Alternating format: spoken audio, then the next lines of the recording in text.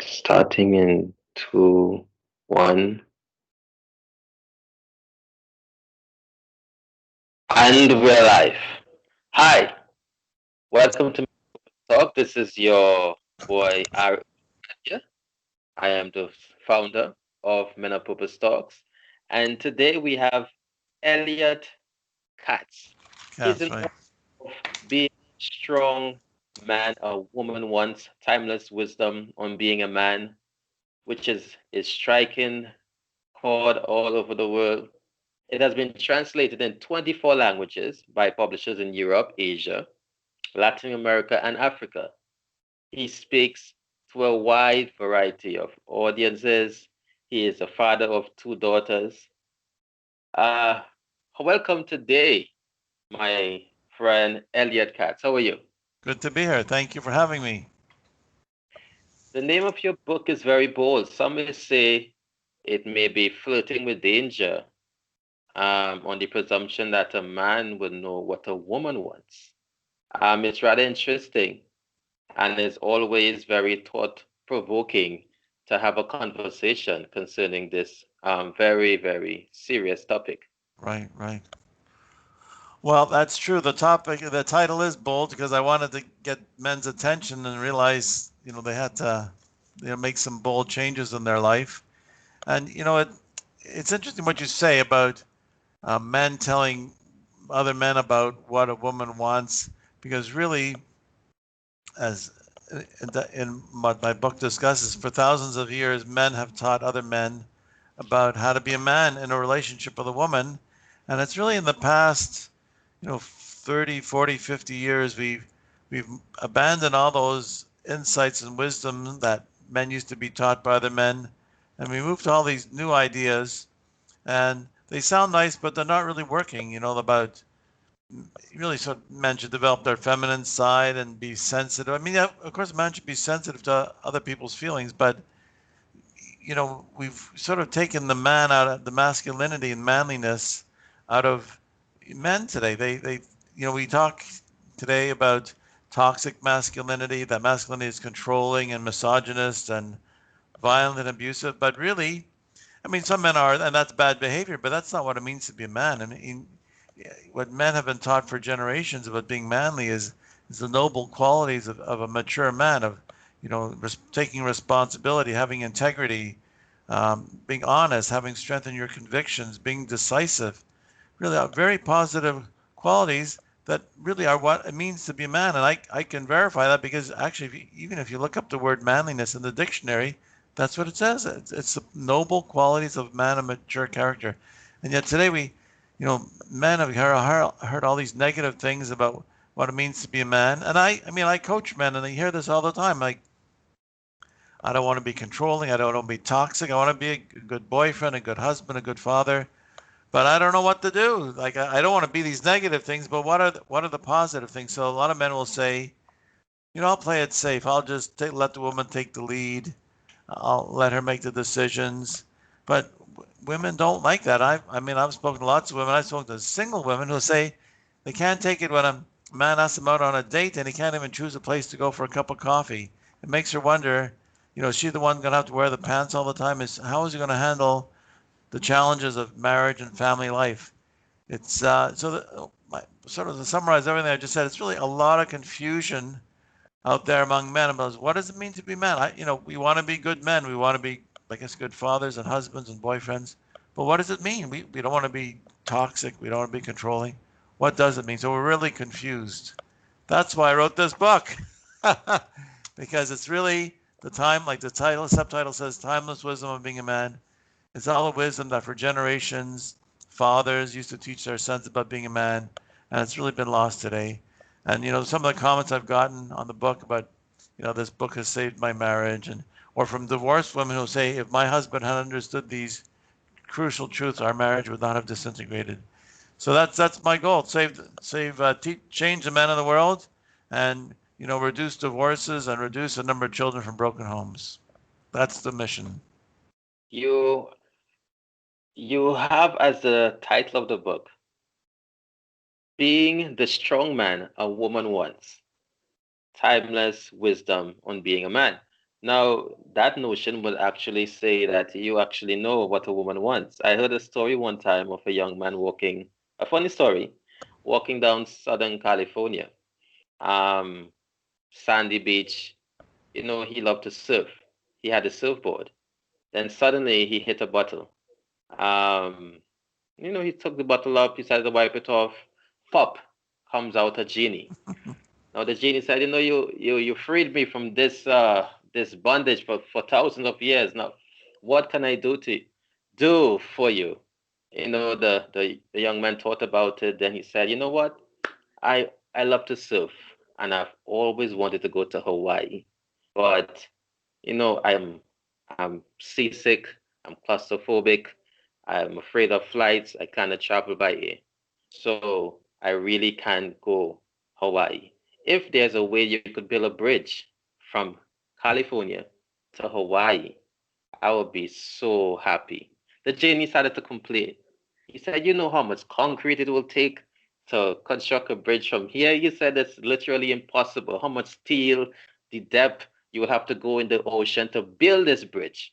It's literally structurally impossible for me, even a genie, to do. Is there anything else that you would want? The young man, he thought about it. He thought about it. He was kind of sad. And then he said, you know, I'm on my fourth marriage.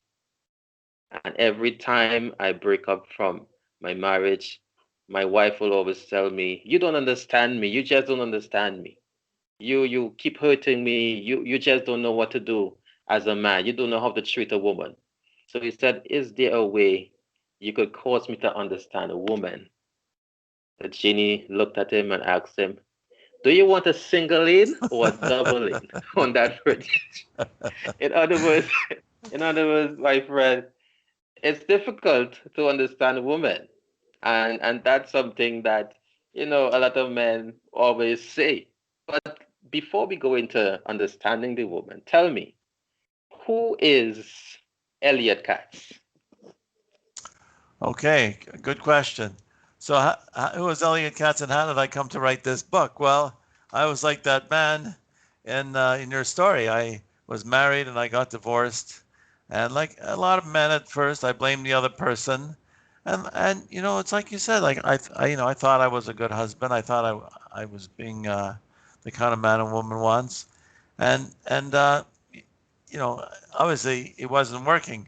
So I really just, after that period of blaming, I decided, well, what do I have to learn from all this? And I really set out on a journey to learn what does it mean to be a man in a relationship with a woman. And first I started talking to a lot of men, and like the man in your story, most men are pretty confused, like they're really not sure. The more men I talk to, the more I realize we're a lot. Almost everybody's confused. Yeah. So then I started reading books on relationships. There's a lot of books out there, and they really didn't say anything to me about what it means to be a man in a relationship.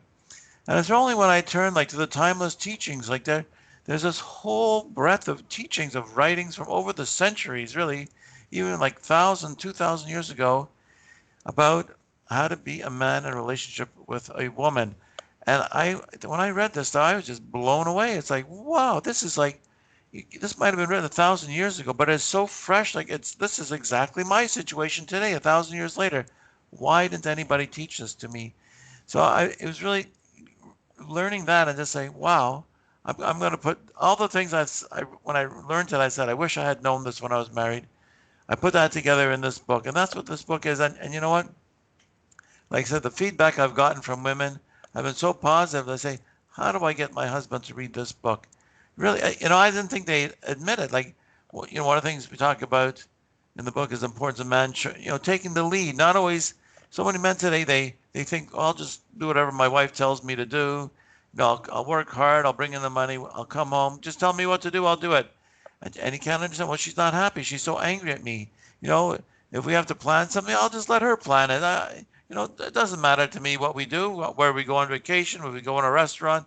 Let her decide, and that way she'll be happy. And they don't realize that it really doesn't make a man happy. So many of the things the men sort of think naturally aren't working. But it's really traditionally a father or other older male role model taught this wisdom to a younger man, and that's what's been lost today. We have all these ideas today that they're just not working, and like it's like banging your head against the wall, and you think if you bang it harder, it'll work, but it's not working.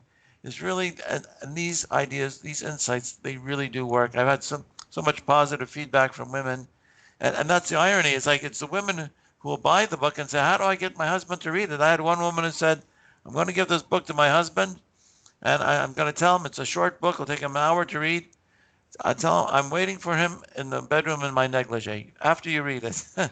It's like these are the wisdom that men used to be taught that's been lost today. Like take responsibility. How many I heard so many men like like I said I coach men.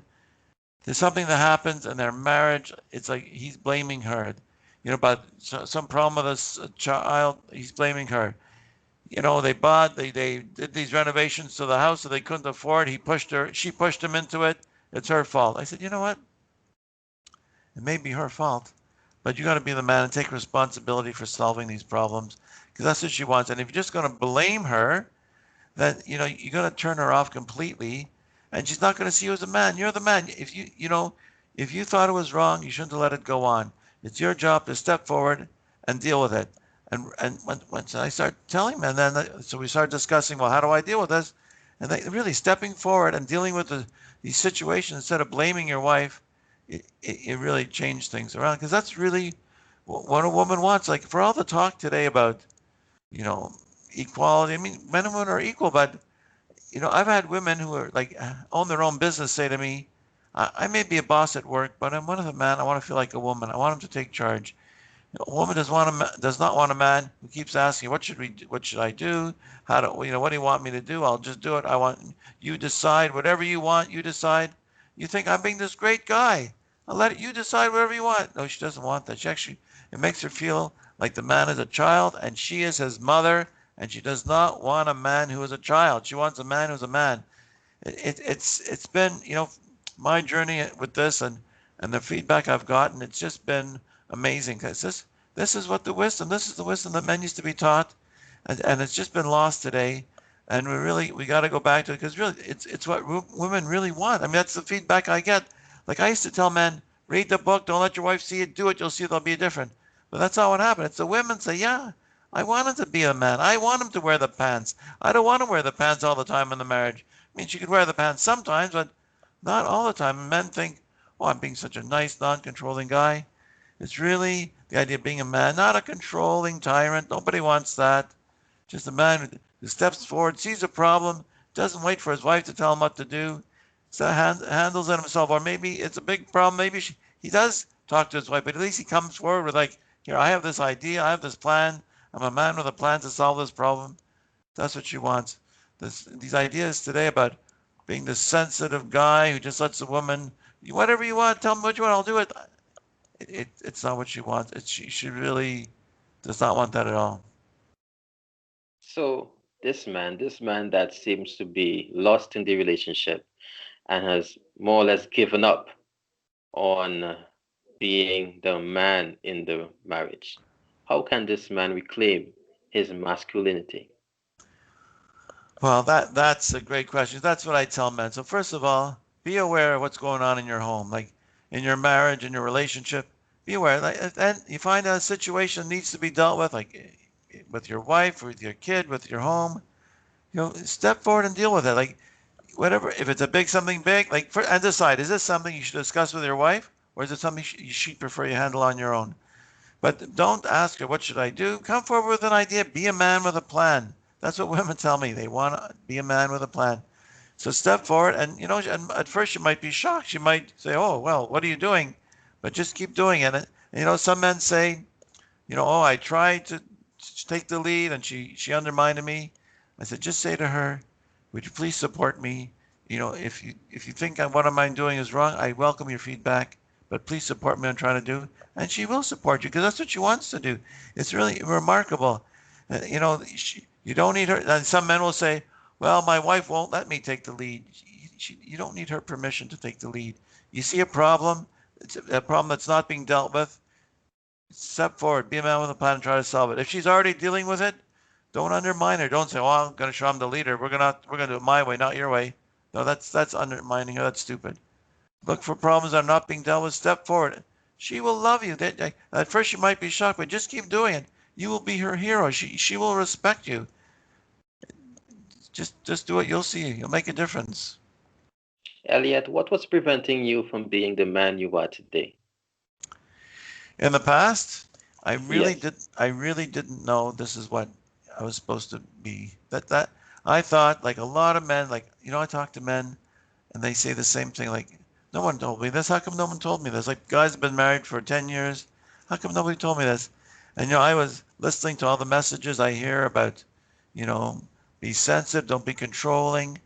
I really didn't know. When I started learning this stuff, it was like, wow. Well, it's like somebody kicked me in the head. It's like it was like they woke me up. I didn't realize that this is what was. I really, and I look back, I feel like, whoa, what was I doing? How come no one said to me, you know, step forward, show some leadership. Don't always just say whatever you want, I'll do it. Just you decide whatever you want, I'll do it. I wanted you to be happy, so I'll do it. But I don't realize it doesn't please her at all. If you always try to please her, it doesn't please her at all. She really wants a man who's strong. But you know why? One of the reasons she wants to feel protected. If you can't, step forward and do something, if she feels like in a situation where she doesn't feel safe or threatened for whatever reason, she feels like this man's not going to protect me.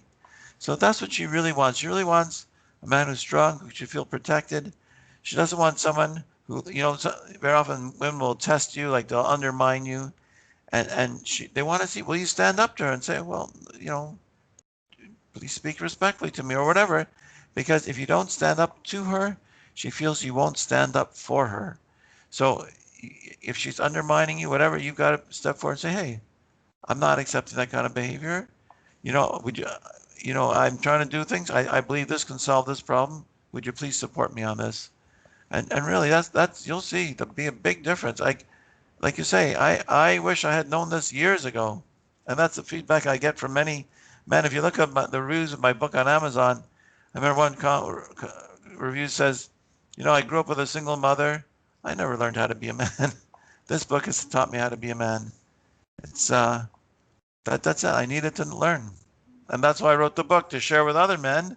I wrote the book for myself and my friends, and I learned, you know, it's other men. A lot of men need it, and that's the surprising thing. Like you said, a striking chord around the world, like 24 languages around the world. It's like I realized a lot of men in this generation were not taught these insights. So that's what I'm trying to change the men of the world. As we go into your book is like a story from a father to a son. Um, the 11 nugget that you mentioned in the book concerns a concept by the phrase being manly. Right. It's encapsulated by that phrase, being manly. What do you mean by that? Okay, that's great. Well, as I mentioned before, you know, on my own journey to learn what does it mean to be a man, I looked up in the dictionary, what does it mean to be manly? And I was just blown away because, masculinity has taken on such a negative context. But the word manly is actually very positive. It's the noble qualities of a man of mature character, the admirable traits, as I was saying, like decisiveness, strength in your conviction, being honorable, having integrity, having courage. Whoa, there's nothing here about being misogynist or controlling or toxic. No, these are very positive traits that a really man has to strive to develop in himself. And that's when I read those, it's like I've got to work on developing these traits in myself because that's what it means to be manly. Another interesting thing in that chapter is the word virtue. The manliness is a virtue. And if you look up the word virtue, one of the original meanings is manliness. It's like, whoa. Here we're hearing all these negative things about masculinity, toxic. In 2018, Oxford Dictionary declared toxic the word of the year because it was used so much. But that's not what it means to be man. Some men behave badly. That's not good. But that's not what it means to be a man. That's bad behavior. That's not what men should be striving to develop in themselves at all, right? That's right. Today we are speaking to Elliott Katz. He's the author of the book Being the Strong Man a Woman Wants. And as we are going through this book today, he has given us some information concerning what to do and what not to do, some of the faults that men make in the relationship, and some insights in how you could improve yourself as a man. He has also um, given us some nuggets concerning one being manly, and another one that I want to touch on that I really like to read about. One of the nuggets in the book is a concept encapsulated by the word leadership. Do you have any examples in everyday interaction between a man and a woman that may help our listeners apply the concept of leadership for a man? Right, that's a very good question. So let me just say right off, leadership is not being controlling, and there's a chapter in the book where I explain that leadership and being controlling are opposites. Because sometimes people say, "Oh, I'm telling men to be controlling." Not at all. Not at all. Controlling is someone who's insecure, selfish, only think about themselves. A leader is mature, confident, and is doing what's best for his family. He's thinking about the greater good, which may mean making sacrifices himself. But that's what leadership is. So what is a leader? A leader is someone who sees a situation and comes up with a solution either by himself or working with his wife and says, "This is how I see solving the problem." He doesn't step back and say, "Oh, I'll let her solve it," or I'll wait for her to tell me what to do. He steps forward and takes responsibility, and he says, "Okay, this is how I see solving this problem." He says, "Would you agree with it? Do you have other ideas?" But he doesn't say, "What do you want me to do? Tell me what you want me to do. I'll do whatever you want." And I remember I was in a wine store, and this fellow was buying a bunch of wine, and he tells me he's getting married. It's for his wedding. So I said, "Okay, congratulations." I said, "Just one piece of advice. Remember, you're the man." And he said, "Oh no, it's easier. I just let her decide everything." I said, "Good luck." That's it. When a man leaves everything, won't make any decisions, just says, really, a friend of mine, his daughter got married, and he tells me, like, this guy that she married, that's what he does. Whatever you want, you decide. And he thinks I'm being this modern progressive guy, and she's frustrated with him. He says, like, "Hey, like, you need to be the man here. It's not a controlling tyrant, but someone who sees, okay, this is what I think we should do in this situation." Even like I said about choosing a place. A man asks a woman out on a date, and then she says, "Okay, let's go out. What did you have in mind? Oh, where do you want to go? You decide." You can't even choose a place for a cup of coffee, and then when you get to a place, you can't even choose a table to sit at. It's very frustrating. Even where do we? Let's go out to eat. Okay. Uh, she says, "Okay." Then he says, "Okay, where do you want to go?" Like he wants her to make all the plans. It doesn't mean she can't suggest something, but if you're always saying to her, "What you decide, you decide, you decide," she just feels she doesn't have a man. If you say to her, "Let's go to this restaurant," and she says, "No, I can't eat there because they serve fish and I have an anaphylactic reaction to the smell of fish." Okay, you do something else, but like, don't ask a woman out and say, "Okay, where do you want to go? Want to go to a movie? Okay, what movie do you want to go to?" At least have a plan, and like, show that you put the effort into thinking about, like, on a date. Like, a woman likes it if the man shows he's made the effort to, find an activity that he thinks they would both enjoy doing. If you just say, "Oh, whatever you want, you decide," it's like this guy. It's very frustrating for women. They really want a man with backbone who can step forward and make a decision, and be a man with a plan. Really, this is so important. And today's men are just so, "Oh no, I don't want to be controlling." Anyway, that's the thing. Step forward, take the lead. It's not being controlling. Just don't always say whatever you want. I love that response. I love the response in terms of leadership for a man, but how can a woman encourage her man to share in that leadership? Very good question. So I coach women too. So the first thing is, if there's a decision that's going to be made that the woman wants the man to make the decision. It could be a date or something. Just whatever it is, just say, when he wants you to make the decision, just say, "I like it when you decide. I want you to decide," and just let him decide. And don't say anything. Just let him decide. And if he may, come to a different decision than you would, but unless it's something dangerous or damaging, let him do it. Let him decide. Just say, if he just says, you decide whatever you want, just say, I like it when you decide. Or let's say there's a situation you want him to deal with. And he says, well, like he's just used to you telling him what to do all the time. So he says, okay, what do you want me to do? He says, I really don't know. Usually I just I look on Google and see what ideas come up. That's what I do. So try that. And he might, like I said, might do it differently than you would, but unless it's dangerous or damaging, let him do it. And then encourage him. When he makes a decision, when he handles a situation, encourage him, says, thank you. I think that was a good decision. And if it wasn't such a good decision, don't criticize him for it, because let him discuss what you learned from that. And when he handles a situation, thank him. Say, hey, I really appreciate you handling that, and just keep encouraging him, because like I said, like men have told me, I tried to take the lead, I tried to do this, and she just criticized me, and I just withdrew. Men don't like to be criticized, and I just withdrew. I said, okay, you're going to criticize whatever I do, whatever I suggest. I'll just let you make all the decisions. And he thinks he won't be held responsible, but he still will be. Just those are things. Encourage him, be supportive to him, and he'll keep doing it. Just it takes time, like change takes time, but he will become that strong man you want, the strong masculine male. There are a lot of strong women, more so today, that are evident from the past. In my own belief, I believe I'm seeing a lot more women standing up, more independent women. But does today's strong woman really want or need a strong man? It's a great question. Absolutely.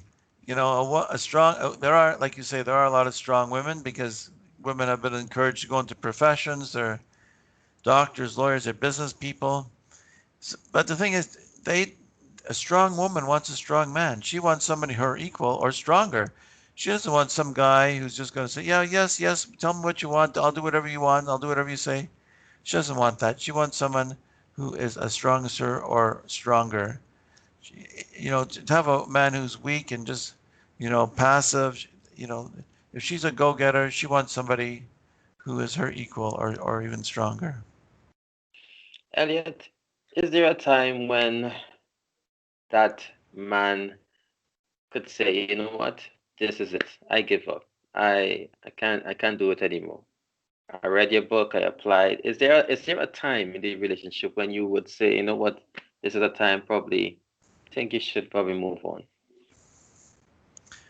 Well, I think, see, one thing I talk a lot about in the book is, you see, when there's challenges in a relationship, we're quick to blame the other person and say the other person has to change. But really, the relationship is a mirror, and it's telling you how you have to change. If your wife is, let's say, always putting you down, criticizing you in front of other people, then I mean, I've seen that. Wife criticizes and laughs it off. Well, maybe that's telling you that, you got to change the way you respond to her. You got to say, hey, take her in private and say, hey, you know what? That's not being respectful to me. Please speak respectfully to me. If you want to criticize something I'm saying that I said in public, speak to me in private about it, but don't criticize me in front of other people. And then maybe she'll respect you more.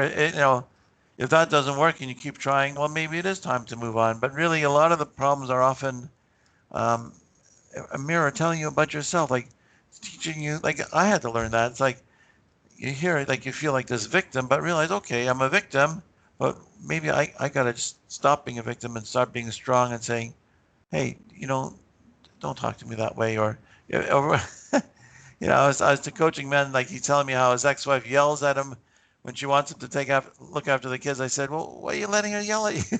Just say to her, I'd be happy to help you, but you just ask me nicely, ask me respectfully. Just make it clear you're not accepting that kind of behavior. So it's a lesson for you, telling you you've got to change. But like, of course, there are situations where maybe it's just not meant to be, and um, you just maybe it's time to move on. I know I was talking to a woman who, she liked this fella. She has a child, and she started going with this fella. He really resents the attention that she pays to this child. And I said, how you fix that? Like here you're starting out. It's hard enough when those kind of blended families, but here he's against it. Your chances of success are better when you're both saying, okay, we're going to work our hardest to make this work. But if it's just, if he's starting off like being negative, maybe it's best thing is to move on. So like I said, there are situations, but like I said, maybe there's situations where especially let's say if you go with like one woman, another woman, and they sort of end the same way, you know, maybe it's telling you something. Say, hey, what's the common denominator here? You are. So maybe it's like if you have two relationships and they both sort of end up similar situations, maybe there's something that you got to learn, that you got to change about yourself. This book has so much of great reviews on Amazon. There's a lot of women commenting concerning the book, which is excellent because, I mean, as a man, you are telling men how to be a better man for women. And there's a lot of men commenting and giving great reviews concerning how the book has helped them. I would ask you, what is your favorite part of the book? That's a good question. I think when I look through the book, I, I when I read these insights, they sort of remind me of oh, I like to be reminded of. Even though I wrote the book, I like to read it just to be reminded of the insights. And I think that like the main thing that I like to be reminded of is really about taking responsibility and showing leadership. I think we're all human, and it's human nature to want to blame other people. But when you remind yourself, hey, take responsibility. Blaming doesn't get you anywhere. Take responsibility and show some leadership on like how you got to fix this situation. You've got to change the way you're handling it, so the other person will respond differently. That's something. That's my favorite part because I have to keep reminding myself about it. That's what you have to do. It's nice. It would be so easy just to blame everybody, but you know what? And wait for the other person to change. But you could be waiting a long time, a very long time, because unless you change yourself, the person's going to just keep responding to you the same way they've always been. So I think that's it. Like, showing leadership and taking responsibility. Those are the most important messages that I keep telling myself. Showing leadership and taking responsibility. That's Elliott Katz's favorite part of his book. Excellent. Before we leave, it's um, it's a great time in history. Basically, we are in what they call the pandemic season. It's Right. COVID-19, and at the time of this recording, which is amazing in itself. This recording will outlast our generation until we may die, and people may be still looking at you speak at this time. And at the time of this recording, we are actually on a lockdown, COVID-19. And this time, there's a lot of marital disputes that are happening, um, being together. Why do you think that is a problem right now? Not only in where I live, but all over the world. Why do you think this is so? Well, I think it's when two people are kind of stuck. Where I don't want to use the word stuck, but husband and wife that are used to each one's going out during the day, going to work, going to here and going there, and then you come together in the evening and you appreciate each other. But I think when it's hard for just one person to be at home all the time, stuck in your house. So when two people are there and you're really kind of stuck, you're quarantined, you're isolated. It's hard. It's hard. I think one of the messages in the book is about being strong, and being strong is really about self-control and controlling your controlling your anger, controlling your emotions. So I think that's really the message that men and women who are are getting on each other's nerves during the pandemic, during the, being isolated, is just say we have to remind ourselves, be strong, which means strength is self-control. Being strong is controlling yourself. It's not blowing up in anger. That's weakness. So it's really you have to remind yourself, I have to be strong. I have to control my emotions and not say anything that I'll later regret. And if it gets too much, just go outside, get some fresh air, go for a walk. As far as I'll let you. uh, that I think is what it's not easy. It's you're stuck together. But just remind yourself, be strong. Being strong means controlling yourself, controlling your emotions, and just pause. Like one thing as I say in the book, I think is, just think if you were, about to blow up at your spouse and then your cell phone rang and it was your boss. You calm down pretty fast because you can't yell at your boss. So you can control yourself. That's really the message. So that's the main thing. Just do your best to use your strength of character to control your emotions, control your anger. It's not easy, but that's what we have to strive to do. Elliott Katz, it has been a pleasure and a privilege having you here today. Um, Final words. What do you want to say? Well, I just want to say, like I said at the beginning, my mission is to change the men of the world, to reduce divorce, to reduce the number of children from broken homes. You know, I, I suggest people read the book. It's a lot cheaper than getting divorced. And if you want to get it, it's available on Amazon as an ebook and paperback, and it's also an ebook on iBooks and Kobo. And if you want to go to my website, it's www.elliottKatz.com. It's ELLIOTTKATZ.com. And if people want to communicate to me with questions, I'm happy to talk to people because I really believe in this mission. I think it's really important. It's too many kids from broken homes, and too many people getting divorced when they really could be together. If they just knew what they had to do, they would be together. I mean, I have had so many people say that to me. If I would have known then what I know now, I would have done it in my marriage, and maybe we wouldn't be divorced today. So it's that's the thing. If people want to email me, contact me through my website. I'd be happy to, communicate to anybody who writes to me. And I want to thank you for this interview because you've asked a lot of good, insightful questions. So thank you. Thank you again. I want to encourage you on this pursuit that you're doing. It's very commendable. I've been looking at some of your podcasts and videos. It's been very informative.